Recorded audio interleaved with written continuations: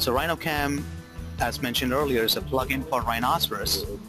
So what I'm loading here is Rhinoceros version 5. And as Rhino starts up, you will notice that RhinoCAM plugin automatically appears under the menu bar in Rhinoceros. So RhinoCAM, when you click on the RhinoCAM menu, it provides you access to the different modules. We have milling module, which offers 2 to 5 axis milling solutions. We have a module for turning, for 2-axis turning, nesting, and art. So the RhinoCAM's interface is displayed in the machining browser and the machining objects browser. Now these browser windows can be docked to any area inside your Rhino's work session.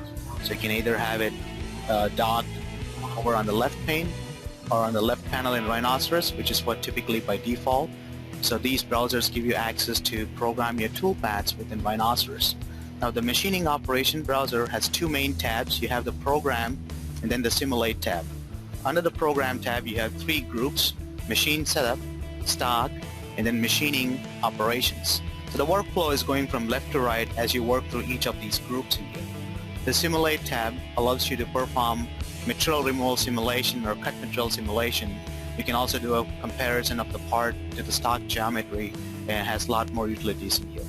Now the machining objects browser, which can be docked either below or it can be docked over to the side, allows you to manage your cutting tools.